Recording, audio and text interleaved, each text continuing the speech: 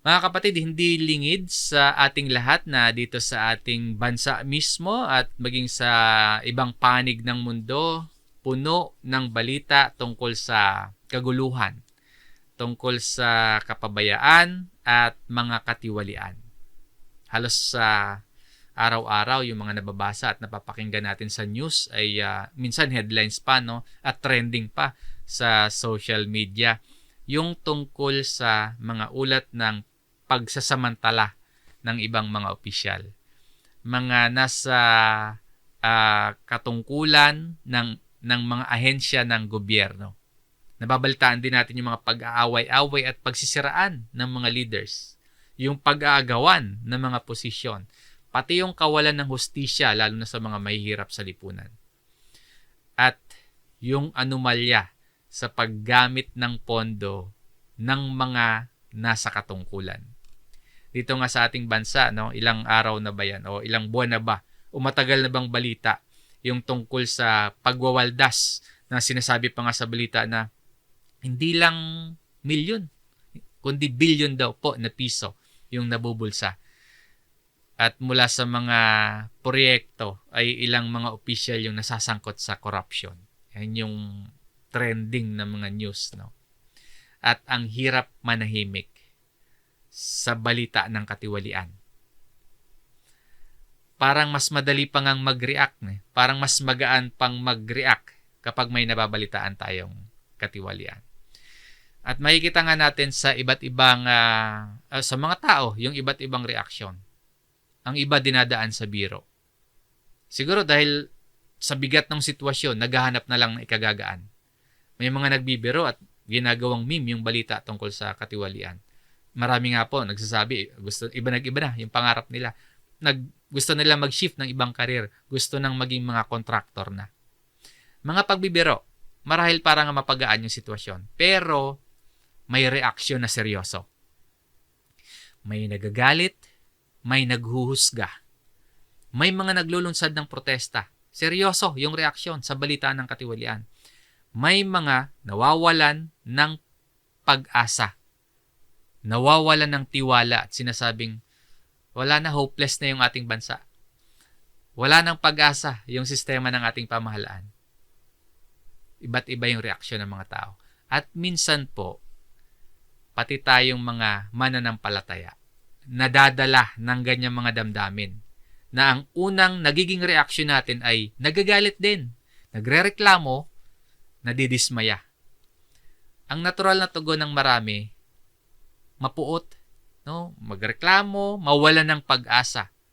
Totoo po na masakit makita at mabalitaan ang katiwalian.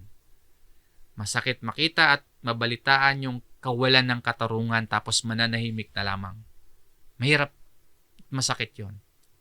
Valid yung mga hinaing, yung mga galit at yung pagkadismaya na nararamdaman natin. Pero mga kapatid, bilang kabilang sa kalipunang ito, bilang mga kapwa mananampalataya na matapos magsisi at tumalikod sa kasalanan at namumuhay ngayon sa pananampalataya sa Diyos sa pamamagitan ni Jesus, sa mga balita po ng katiwalian ng mga tao sa ating pamahalaan, sa mga balita tungkol sa mga nasa katungkulan na nasasangkot sa mga anomalya, tinatawag po tayo sa biblikal na uri ng pagtugon. Hindi tayo tinuturuan na magbulag-bulagan sa mga mali. Hindi po ganon. Ngunit hindi rin po tayo dapat sumama o kaya magpasimula ng karahasan o kaya ay kainin tayo ng galit at makisama tayo sa paninira at kaguluhan. So, pagbulay-bulayan po natin ang mensahe ng salita ng Diyos kung ano dapat ang una nating gagawin kapag may balita ng mga katiwalian, balita ng korupsyon at kaguluhan sa ating pamahalaan. Pagbulay-bulayan natin yan. Ang mga version ng Biblia natin gagamitin, sa Tagalog po ay ang Bagong ang Biblia at sa English ay itong New King James Version. Sa sulat po ni Apostol Pablo kay Timoteo, malinaw po ang sinasabi. Ito po yung pangunahing mga talata na ating pag-aaralan. Unang Timoteo chapter 2 verse 1 at verse 2. Basahin po natin.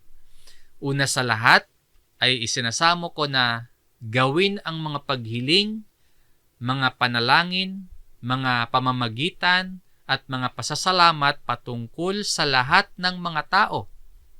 Verse 2, patungkol sa mga hari at sa lahat ng nasa mataas na katungkulan upang tayo'y mamuhay na tahimik at payapa sa buong kabanalan at paggalang. Bigyang pansin po natin yung bungad ng sulat ni Pablo sa verse 1. Una sa lahat. Ibig sabihin, higit sa lahat ng maaaring gawin ng isang mananampalataya at ng isang nagkakaisang iglesia sa harap ng balita ng kaguluhan at balita ng katiwalian. Ito po yung pangunahing tungkulin natin. Ito po yung dapat na maging unang hakbang. Sa ibang mga salin na sa Tagalog na ang Biblia, una sa lahat ng mga bagay. Unang-una sa lahat ng mga bagay. O, first of all. Ano po yung pangunahing tungkulin na sinasabi dito? Hindi po unang magalit. No, una sa lahat. Hindi unang hakbang yung lumaban ng may karahasan. Hindi unang hakbang yung magprotesta nang wala sa lugar sa lansangan. Meaning po, ang unang hakbang ng isang mananampalataya at ng nagkakaisang iglesia ay hindi pagrereklamo lang, hindi pagsisimula ng gulo o karahasan, at hindi pagbubuo ng mga protesta na magbubunga ng karahasan, hindi pagkamuhi o hindi pagkapuot sa kapwa, kundi yung unang-una sa lahat, manalangin. Ang panalangin para sa lahat ng mga tao, patungkol sa lahat ng mga tao, lalo na sa mga pinuno. Ang pananalangin na isinasamo po dito, hindi tanda ng kahinaan at kawalan ng pag-asa, kundi patunay po iyan ng ating pananampalataya na ang Diyos ang tunay na may hawak ng pamahalaan at ng gobyerno. Ano po yung layunin ng ating pananalangin o yung isinasamo ditong manalangin? Ayon sa talatang ito sa verse 2, sa last part, upang tayo'y mamuhay na tahimik at payapa sa buong kabanalan at paggalang. That we may lead a quiet and peaceable life in all godliness and reverence. Yung tunay na interes ng nagkakaisang iglesia, ng bawat tunay na sumasampalataya sa Diyos at ng mga tunay na tagasunod ni Jesus, hindi lamang po political reform, kundi spiritual transformation ng lahat ng mga tao at ng mga namiminuno. Upang, or sa gayon po, ang mga mananampalataya bilang ang mga believers po, tinuturing ng mga anak ng Diyos, makapamuhay ng may kabanalan, may kapayapaan, may paggalang o may banal na takot sa Diyos. Sa gitna man yan ng kaguluhan at masamang balita.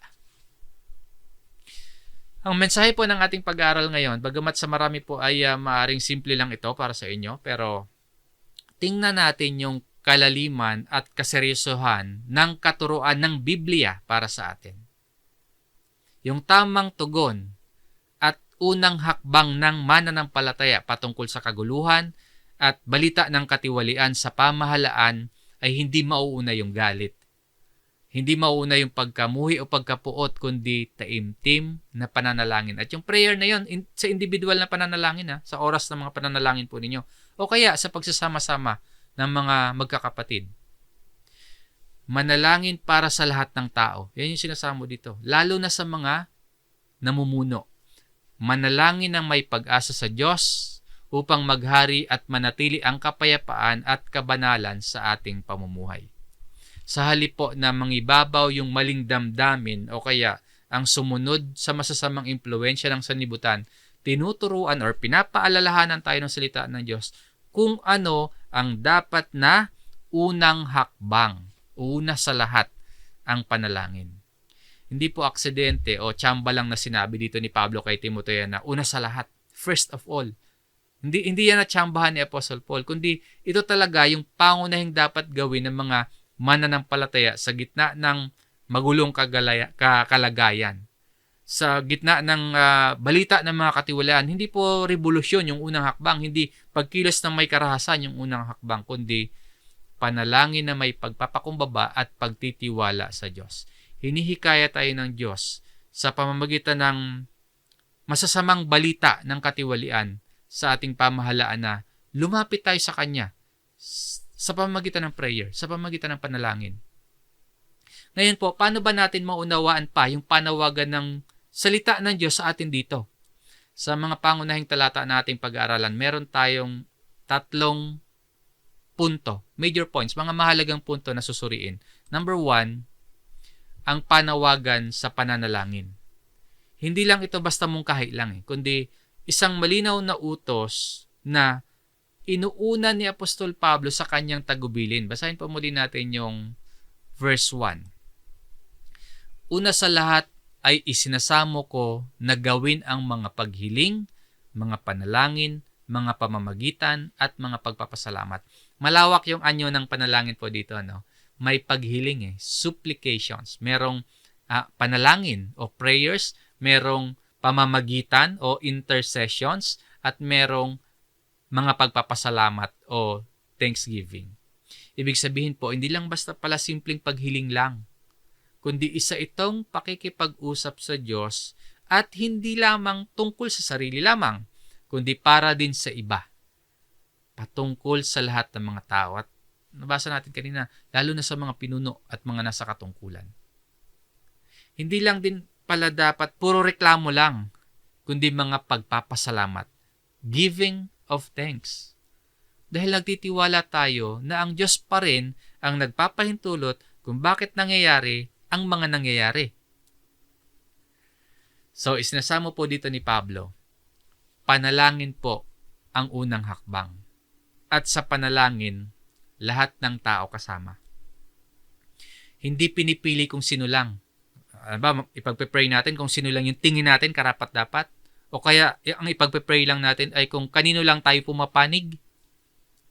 Maring may katiwalian yung ilan, pero nararapat pa ding isama sila sa ating mga pananalangin. Maring hindi tayo sangayon sa kanila, pero ipapanalangin pa rin natin sila dahil sila po yung mga ipinahintulot ng Diyos na malagay sa pwesto. Sa Old Testament po, nung ang Israel nasa ilalim ng pamumuno ng Babylonia, nasakop sila ng Babylonia. Yung Babylonia po isang paganong bansa.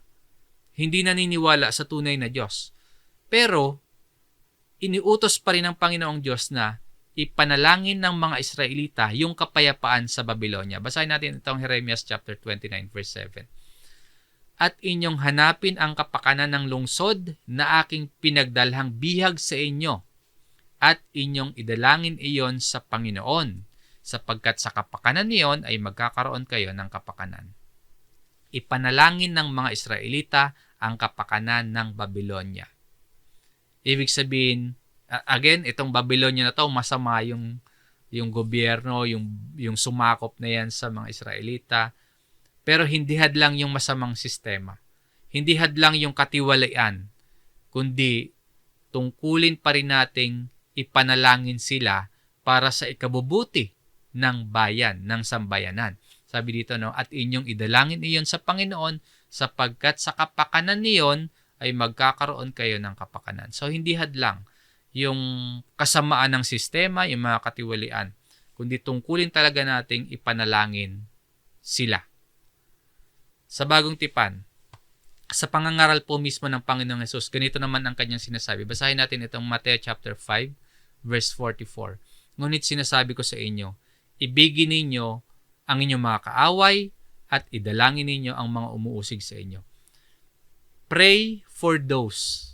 Kung tungkulin nating ipanalangin yung mga kaaway natin, kung tungkulin nating ipanalangin yung mga umuusig sa atin, lalong higit na tungkulin din po nating ipanalangin yung mga namumuno sa atin. Mabuti man yung mga leader na yon o masama man sila. Hindi natin sila ipapanalangin dahil karapat-dapat sila, kundi ipinapanalangin natin sila dahil una po, utos ng Panginoong Hesus. At pagpapakita iyon ng ating pagsunod sa Panginoon. Halimbawa, merong corrupt na opisyal. Ang una at yung madaling response natin, magalit doon sa kurakot na yun, sa corrupt na yun. Laitin yun. Pati buong pamilya nila. Yan yung una at madaling response. Pero tinuturuan tayo ng Biblia na ang dapat na unang hakbang ng mga mananampalataya ay pananalangin. Idalangin ninyo. Pray for those. Sa ating main verse, ito po ang isinasamo ni Pablo, yung panalangin.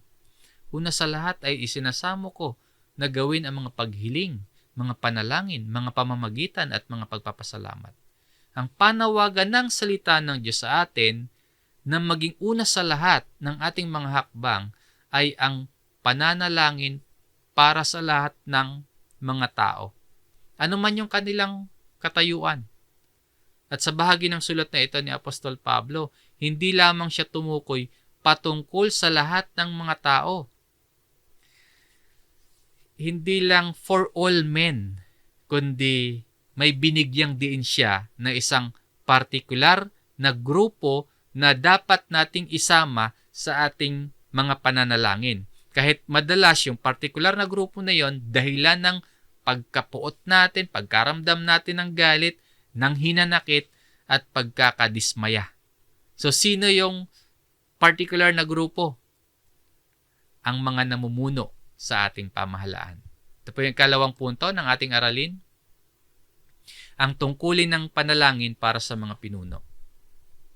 Kahit gaano kasama, kahit hindi makadiyos yung pagkilos ng mga pinuno, kahit gaano kakapal yung mukha at hayagang tiwali yung mga opisyal, hindi po nagbabago ang panawagan ng Biblia para sa mga Kristiyano. Na ano po? Na ipanalangin ang mga pinuno. Basahin po muli natin yung verse 2. Patungkol sa mga hari at sa lahat ng mga nasa mataas na katungkulan. Tiyak po yung pagtukoy dito ni Pablo. Hindi lang sa pangkalahatang mga tao. Ang panalangin ay may binibigyan diin siya dito para sa for kings and all who are in authority. Ito yung mga namamahalang otoridad. Yung mga hari o kings sa panahong yan, tumutukoy sa emperador ng Roma. At kadalasan, isang makapangyarihan at isang malupit at isang hindi makadiyos na pinuno. Yan yung kings or hari.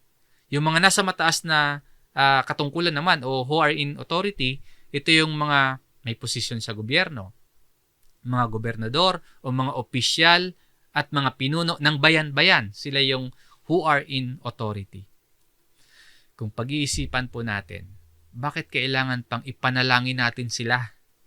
Bakit kailangan ipag-pray itong mga leader na ito, itong mga nasa katungkulan? Tingnan po natin yung maaaring dalawang dahilan kung bakit natin sila kailangang ipanalangin. Una, sa practical na dahilan. Yung ating mga leader o mga opisyal ng pamahalaan, sila yung gumagawa at nagpapatupad ng mga batas. Sila yung mga nagdedesisyon ng mga bagay na direktang nakakaapekto sa pamumuhay nating mga mamamayan. Ngayon po, kung sila ay gagawa ng matuwid,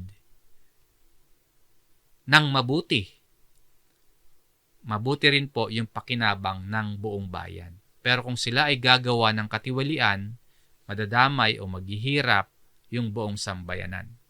Kaya kailangan po natin silang ipanalangin sa praktikal na dahilan. At ikalawa, yung spiritual na kadahilanan. Ang ipanalangin ang mga hari at lahat ng mga nasa katungkulan ay pagpapakita na sila man po nasa kapangyarihan sila at otoridad ng Diyos. Yung panalangin para sa mga nasa pamahalaan, pagkilala na ang tunay na kapangyarihan talaga at tunay na kapamahalaan ay wala sa tao, kundi nasa Diyos at sa Diyos pa rin. Kaya po, pananalangin ang maging unang hakbang natin. Ipinapaalala po sa atin dito yung dalawang mahalagang katotohanan. Una, ang kapangyarihan ng Diyos higit pa sa kapangyarihan ng sinumang tao. At ikalawa, Ang layunin ng panalangin, hindi lamang sa kapakanan ng mga pinuno o yung mga nasa katungkulan, kundi para sa kapakanan ng mga mamamayan, para sa kapakanan ng buong bayan.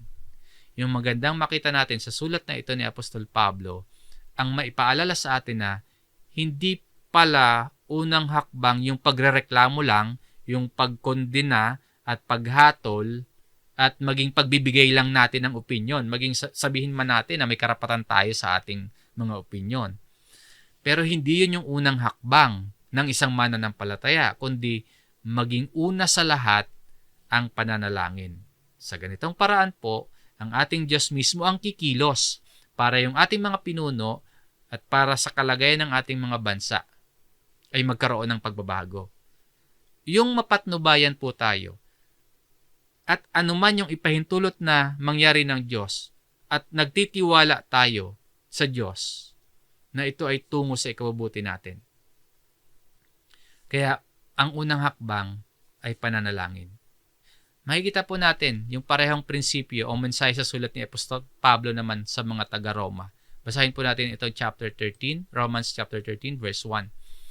Ang bawat tao ay magpasakop sa mga namamahalang otoridad, sapagkat walang pamamahala na hindi mula sa Diyos, at ang mga pamamahalang iyon ay itinalaga ng Diyos. Nung panahong ito ni Pablo, yung hari o yung may mataas na katungkulan ay si Nero. Isang marahas, isang malupit na leader, isang hindi makadiyos na pinuno. Gayunpaman, sinasabi dito, ang bawat tao ay magpasakop.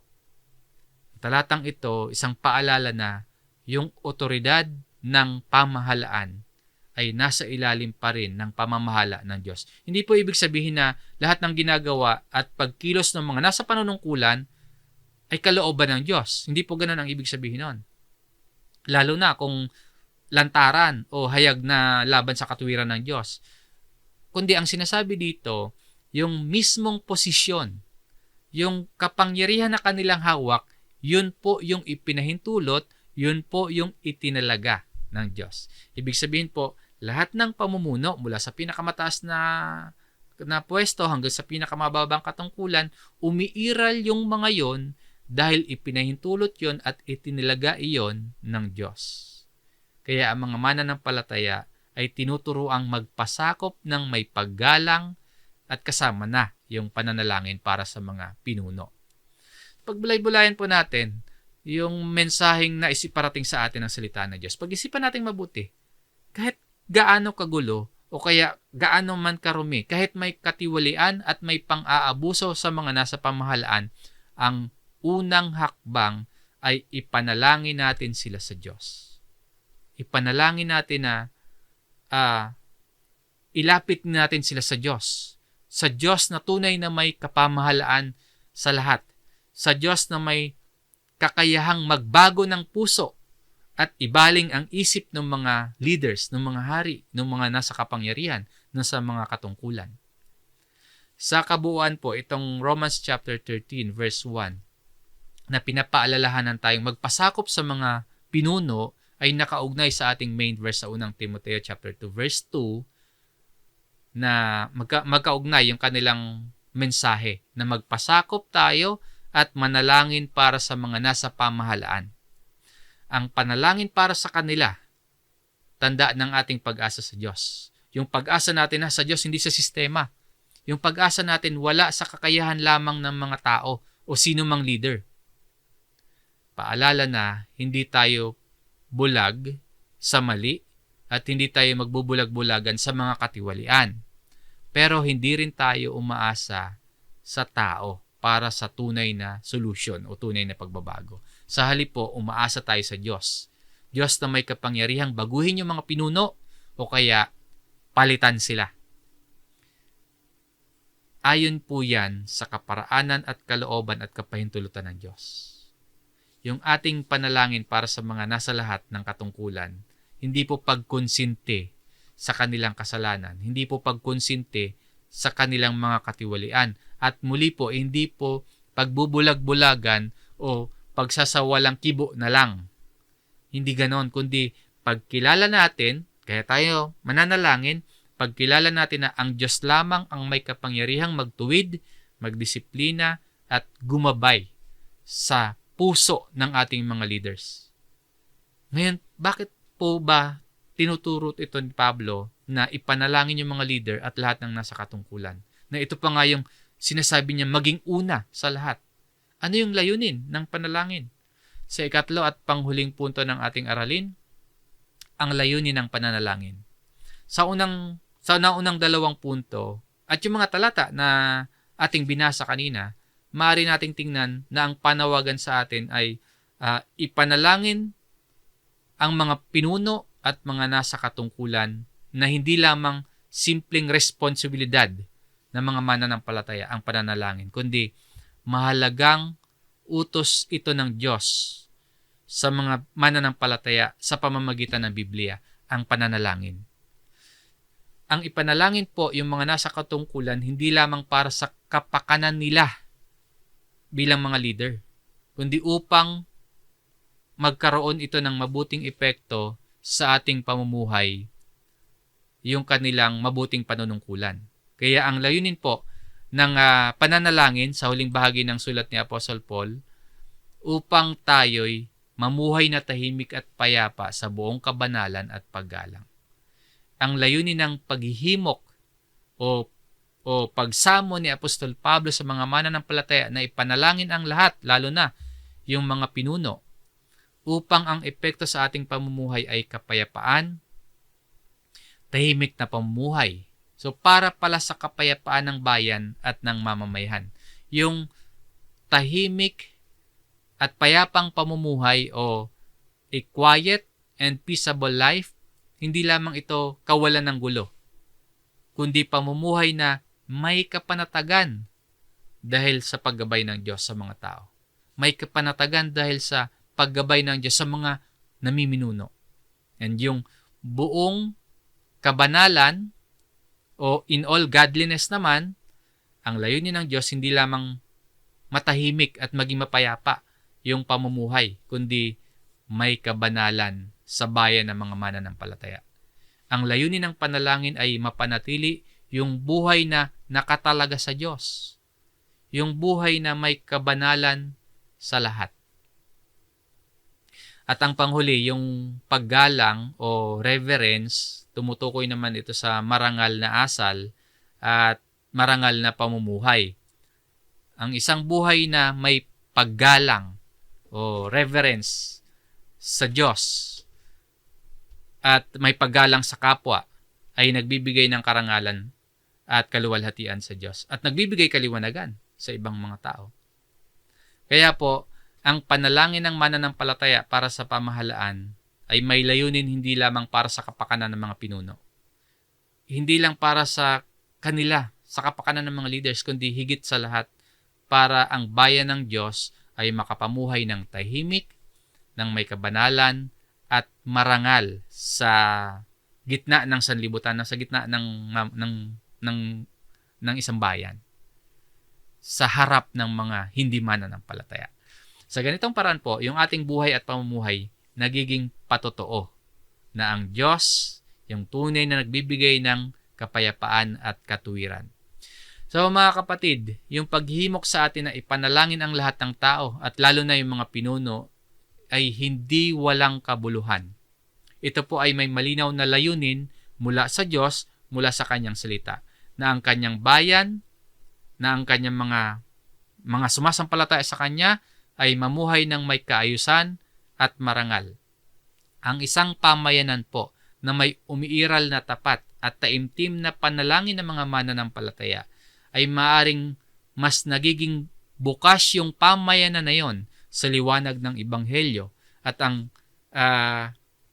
Kristiyano at ang nagkakaisang iglesia, ang church, ay mas nagiging matatag, nagiging mas matitibay na mga lingkod at mga tagasunod ni Kristo. Kaya po kapag tayo nakakarinig ng balita tungkol sa anumang kaguluhan o tungkol sa katiwalian sa ating pamahalaan, tandaan natin na ang unang hakbang at tamang pagtugon ng isang mananampalataya ayon sa pagtuturo ng Biblia ay hindi po panghihina ng loob, hindi po kawalan ng pag-asa, hindi din galit o hindi din puot, hindi marahas na protesta, hindi panlalait ng kapwa, kundi ang una at tamang pagtugon ay pananalangin. Ipanalangin natin yung mga nasa katungkulan na magkaroon sila ng biblikal na karunungan at takot sa ating Diyos. At ipanalangin po natin ang isa't isa, yung ating bayan, upang mapanatili o manatiling may kapayapaan at may kaayusan. At ipanalangin din po natin na bilang tayo po ay mga sumasampalataya sa Diyos, tayo mismo ay patuloy na mamuhay ng may kabanalan at parangal. At makita po ng mga hindi mananampalataya ang liwanag ni Kristo sa pamamagitan ng ating pamumuhay. Makita nila ng iba yung mga katuruan ni Kristo at maging mabuting halimbawa tayo sa ating mga buhay. Mga kapatid, sa tuwing may balita ng korupsyon o kaya anumang political scandal o balita ng mga katiwalian ng ahensya ng ating pamahalaan, suriin po natin yung ating mga sarili. Tanungin natin o kaya pag-isipan natin, ano yung unang hakbang na ginagawa natin kapag nakakabasa, nakakarinig, nakakabalita tayo ng mga katiwalian sa ahensya ng ating pamahalaan? Nananalangin ba tayo para sa kanila? O nagagalit or nagrereklamo tayo agad? Sa atin pong paglalakbay sa buhay na ito bilang mga mananampalataya, hindi natin may iwasan na makarinig ng mga balita ng kaguluhan sa mga nasa kapangyarihan, pag-aawayan nila sa kanilang mga posisyon at balita ng katiwalian sa pamahalaan. Yung unang hakbang po natin, ang una sa lahat, ang panalangin na may pananampalataya. Kapag tayo ay nananalangin, inaamin natin na ang tunay na kapangyarihan at tunay na otoridad sa lahat ay hindi nasa mga tao ng pamahalaan, hindi sa mga nasa katungkulan, kundi nasa Diyos. And when we pray po, nagtitiwala tayo na makapangyarihan ang ating Diyos, anuman yung ating sitwasyon, na kaya niyang ayusin, kaya ng Diyos na baguhin yung ating pamahalaan. Kaya po kapag nababalitaan natin ang korupsyon, tumigil tayo sandali. Manalangin. Piliin po nating mauna lagi ang panalangin. Ipanalangin natin yung mga pinuno natin na pagkalooban sila ng karunungan at katapatan sa pagtupad sa kanilang mga tungkulin. Ipanalangin po natin yung ating gobyerno, yung ating bansa, at higit sa lahat po, ipanalangin natin yung ating sariling puso na manatili tayong tapat. Bilang mga mananampalataya, magsumikap tayo sa kabanalan at marangal na pamumuhay. Upang sa lahat ng oras, sa tulong po ng Panginoon at sa ating pagsusumikap nga po ay makitaan yung ating pamumuhay na tayo po ay mga tapat na mga alagad at tagasunod ni Kristo. So muli mga kapatid, ang pinakaunang hakbang at idagdag ko na din po na ito ay mabuting paraan upang tumugon tayo sa balita tungkol sa kaguluhan, sa mga pang-aabuso, sa mga katiwalian ng mga leader at mga nasa katungkulan sa gobyerno, ay hindi po unang hakbang yung magtanim tayo ng galit. Hindi ito yung una at dapat na maging pangunahin, kundi lumapit tayo sa Diyos sa pamamagitan ng pananalangin. Ang ating Diyos ang may kakayahang baguhin ang puso nila. O kaya po, kumilos ang Diyos at magpahintulot ng mga pangyayari upang mapalitan sila o maalis sa katungkulan, na maranasan nila ang disiplina at hustisya ng Diyos.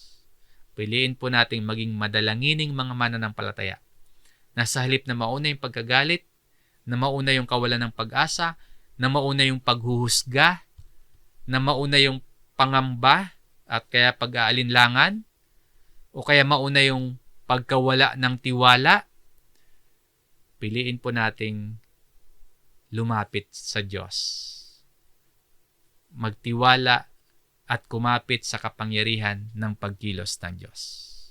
At kung tayo po naman, kayo po ay madalas ng manalangin, kayo po ay mga prayer warriors na, mga man of prayer, nawa po hindi kayo magsawa at hindi mapatid ang inyong mga pananalangin. May kasabihan nga po, no, prayer can move mountains.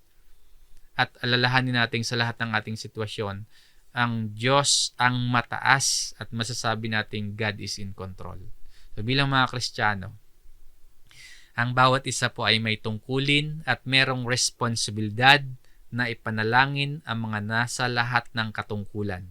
Hindi lamang para sa kapakanan nila, kundi upang tayo din po ay makapamuhay ng payapa, ng tahimik, may kabanalan, at may paggalang sa Diyos. Ang panalangin ng mananampalataya para sa pamahalaan. Hanggang dito po ang ating gawaing pag-aaral. Maraming salamat sa inyo pakikinig mga kapatid. Purihin po natin ang Panginoon. Tayo po ay muling manalangin.